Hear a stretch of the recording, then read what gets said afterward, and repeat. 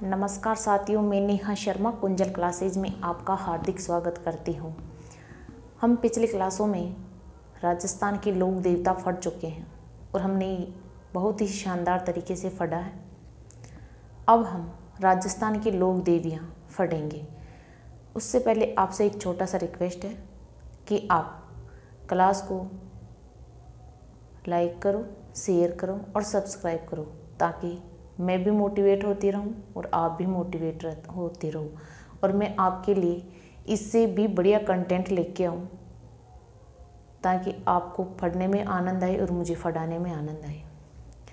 अब हम बिना किसी देर करे हुए अपने सेशन की ओर बढ़ते हैं। राजस्थान की लोक देवियाँ। आज मैं राजस्थान की जो लोक देवियाँ पढ़ा रही हूँ वो करणी माता और आपके जीण माता लेके आई हूँ। अब करणी माता, अब इनमें कोई समझने लायक चीज़ तो ज़्यादा है नहीं, बिल्कुल नोट्स मेकिंग पैटर्न पे आधारित क्लास है। बिल्कुल देखो, नोट्स बनाओ। और राजस्थान की जो बिल्कुल नई जीके के अनुसार क्लास लेके आई हूँ। तो चलो हम ब्लैक बोर्ड पे आते हैं कि राजस्थान की लोक देवियाँ करणी माता, इनका जो मूल नाम है वो रिद्दुबाई भी है। इन्हें चारणों और राठौड़ों की कुल देवी कहते हैं। इनका जन्म स्वाप गांव के चारण परिवार में हुआ था।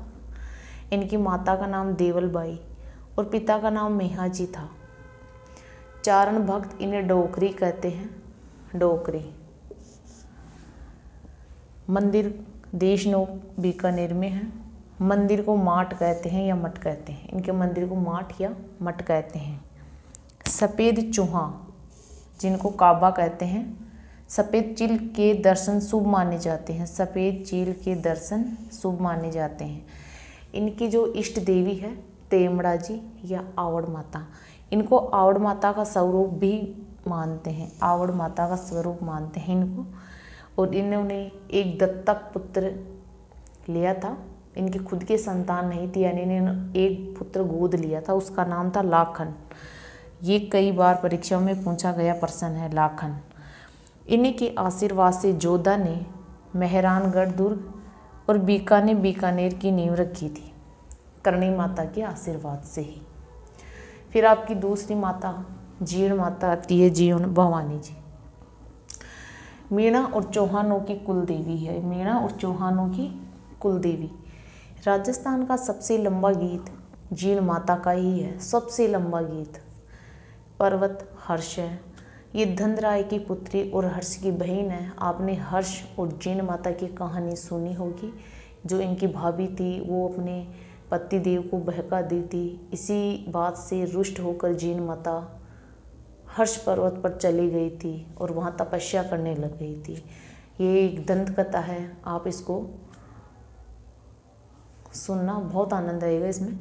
इसका मंदिर रेवासा सिक्कर में है, जहाँ इनकी अष्टभुजी प्रतिमा है, 8 भुजाओं वाली प्रतिमा है, और जिसका निर्माण पृथ्वीराज राठौड़ प्रथम के शासन में राजा हटड ने करवाया था। कलयुग की देवी, मधुमक्खियों की देवी के नाम से ये जानी जाती है। पहाड़ी पर हर्ष का मंदिर है। औरंगजेब ने इसके मंदिर को तोड़ने का प्रयास किया था।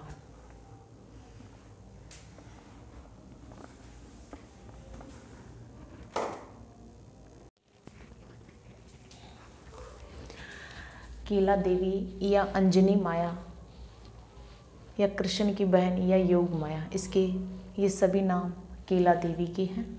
इनकी मूर्ति का मुंह है टेढ़ा है। ये करौली की यादवों की कुल देवी है। इनका मंदिर त्रिकुट पर्वत की घाटी में है, और जहाँ बोहरा की छतरी भी बनी हुई है। बोहरा की छतरी बनी हुई है केला देवी के मंदिर के पास में। आराधना में लांगुरिया गीत गाया जाता है। लांगुरिया गीत किस देवी के आराधना में गाया जाता है? यानी केला देवी के आराधना में। लांगुरिया की कौन है, क्या है? यानी शिव का भैरव रूप है लांगुरिया। और केला देवी से पहले लांगुरिया की उपासना होती है, यानी शिव का भैरव रूप। या इस देवी के मांस का भोग नहीं लगता है। मांस का भोग नहीं लगता, यानी मांस ले जा ही नहीं सकते आप मंदिर में। और नदी कालीशील यहाँ पे नदी है। और मेला, इसका जो लक्खी मेला होता है ये चैत्र शुक्ल अष्टमी को लगता है। फिर आपकी शीला देवी या अन्नपूर्णा देवी या देशूरी माता, ये सभी नाम आपकी शीला देवी के हैं। ये आराध्य देवी है, कछवाहा राजवंश की आराध्य देवी है। मानसिंह द्वारा मूर्ति बंगाल के राजा केदार के यहाँ से लाई गई थी। यानी बंगाल का राजा था, उसका नाम केदार था, उनके से ये मूर्ति मानसिंह लाए थे और आमेर के महलों में उन्होंने ये मूर्ति स्थापित की थी। चरणा अमृत, जब वो माता चरणा अमृत देती है लोगों को तो जल और मदिरा दोनों को मिक्स करके फिर देती है। मेला चैत्र आश्विन यानी चैत्र और आश्विन, ज़्यादातर देवियों के मेले नवरात्रों में ही लगते हैं, ये मोस्ट बात है। मंदिर आमेर के महलों में, और मूर्ति की मस्तक पर पंच देवों की आकृति है, यानी 5 जो मूर्ति का सिर है ना उस पर 5 देवता विराजमान है। कौन सी देवी है वो? शीला माता। मिलते हैं अगली क्लास में। जय हिंद, जय भारत।